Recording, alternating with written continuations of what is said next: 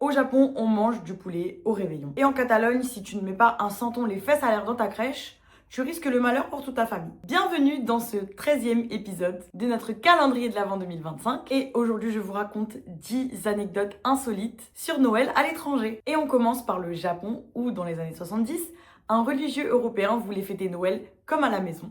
Sauf que la dinde est impossible à trouver au Japon à cette époque. Il se rabat donc sur le poulet et part acheter un bucket de chez KFC. L'employé du fast-food, trouvant ça hilarant, va voir ses supérieurs qui ont l'idée de faire une campagne de publicité Chrisomosu Niwa Kentucky. Et depuis 1974, cette tradition perdure et tous les KFC du Japon prévoient déjà les précommandes de buckets depuis début novembre. Et bien sûr, si tu ne précommandes pas, tu risques de faire 2 heures de queue pour un peu de poulet. On part maintenant en Islande pour la légende des Yule Lads, ou Jólasveinar, mais je suis pas sûre de super bien prononcer. Ce sont de petits personnages colorés qui ont chacun une spécificité, un peu comme les Schtroumpfs. Ce sont les enfants de 2 trolls des montagnes, Grilla et Lepaloi. On dit que Grilla la maman descendait autrefois dans les villages pour dévorer les enfants dans sa grotte. Aujourd'hui, les Yule Lads sont beaucoup moins effrayants. Ce sont plutôt des petits lutins farceurs. Je vous laisse avec quelques images.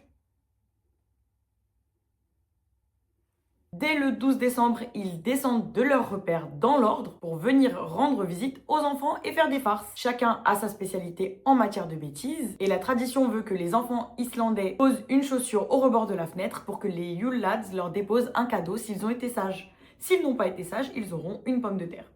C'est une punition comme une autre. À partir du 25 décembre, les Yule Lads repartent dans l'ordre où ils sont arrivés, jusqu'au 6 janvier, jour de l'épiphanie qui marque la fin de la période de Noël en Islande. On part maintenant à Rome, où le 6 janvier est également connu sous le nom de Befana. Benafa, à chaque fois je me trompe. Befana, c'est une sorcière couverte de suie qui dépose des cadeaux aux enfants la veille de l'épiphanie. La légende raconte qu'en allant voir l'enfant Jésus, les mages seraient tombés sur Befana pour lui demander des directions et il lui aurait même proposé d'aller avec eux. Celle-ci aurait refusé, mais elle aurait ensuite changé d'avis et aurait pris son balai pour survoler les alentours à la recherche de la crèche de Jésus. N'ayant pas trouvé celui-ci, elle aurait donné les cadeaux qu'elle avait aux autres enfants et elle déposerait tous les 5 janvier des cadeaux aux enfants qui auraient laissé une chaussette ou une chaussure au rebord de leur fenêtre. Cette légende date du XIIIe siècle, elle vient de Rome, mais elle s'est très rapidement étendue à l'intégralité de l'Italie. En parlant d'anciennes légendes, on part maintenant en Catalogne.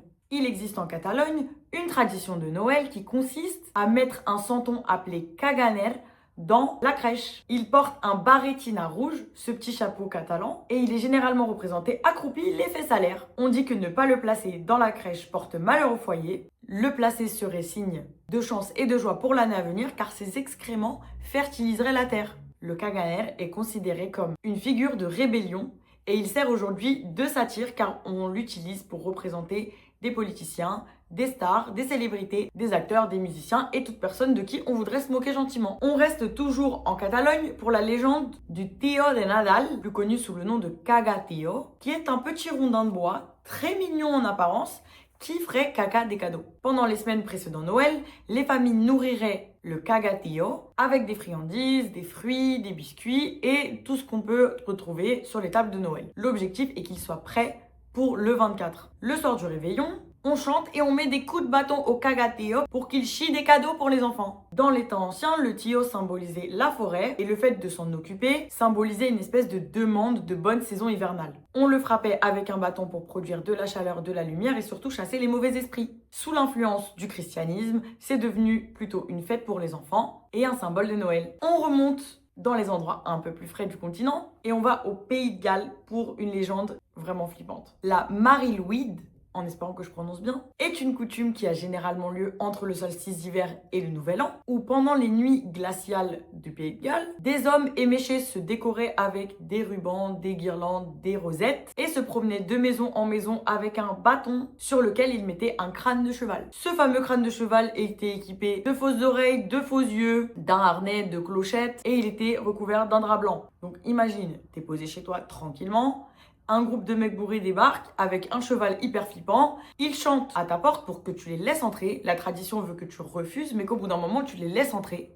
Ils entrent avec leur cheval, ils cassent tout chez toi dans la mesure du raisonnable quand même. Et toi, tu sers des victuailles à ces visiteurs un petit peu déglingués. J'imagine qu'ils faisaient pas forcément ça chez les inconnus. On reste dans l'insolite et on va au Mexique pour la nuit des radis. Ouais, vous avez bien entendu, radis, le légume. À Oaxaca, j'imagine que ça se prononce comme ça au Mexique, tous les 23 décembre, un énorme concours de radis mutants géants a lieu. C'est une tradition qui remonte au 19e siècle où les maraîchers voulaient attirer du monde sur leur marché en sculptant des légumes.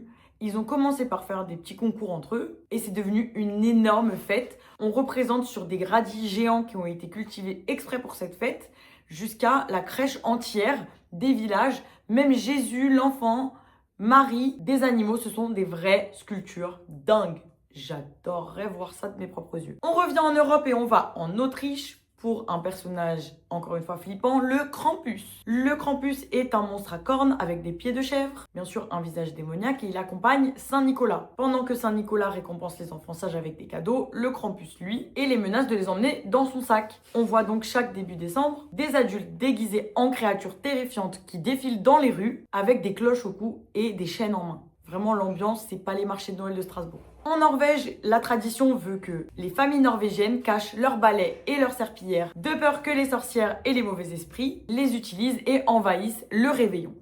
Il faut cacher tout ce qui peut servir de moyen de transport. En Ukraine, les familles ne mettent pas de guirlandes ni de boules sur leur sapin, mais plutôt des toiles d'araignée.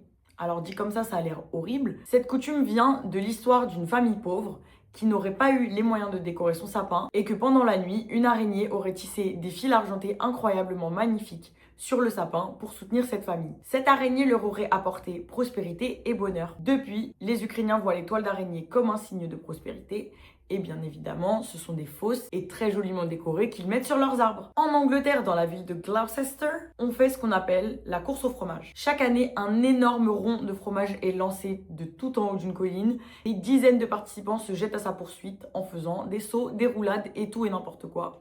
Évidemment, personne n'arrive à le rattraper parce que ça va plus vite, mais ils adorent repartir avec des conclusions.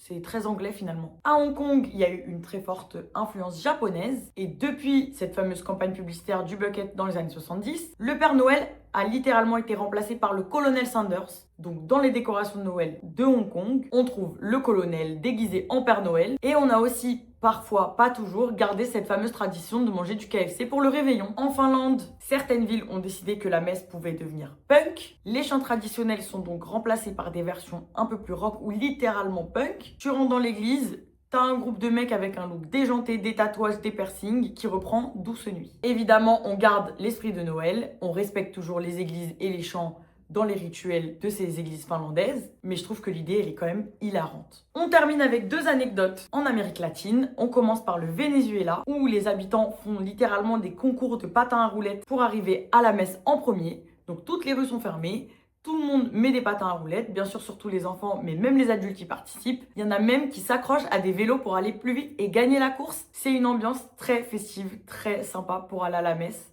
Ce serait une très bonne idée, on pourrait essayer ici aussi. Dernière anecdote, celle que j'aimerais vraiment voir de mes propres yeux, c'est celle de la Colombie, où le soir du 7 décembre, toutes les familles allument des bougies et elles les placent devant leur porte. Certains en placent même dans la rue, sur les trottoirs, etc. Les rues brillent, l'ambiance est magique et toutes les familles se réunissent pour voir ce spectacle incroyable. Si ces anecdotes t'ont plu, évidemment tu t'abonnes, tu me suis sur Insta et sur TikTok et rendez-vous demain pour un nouvel épisode de notre calendrier de l'Avent.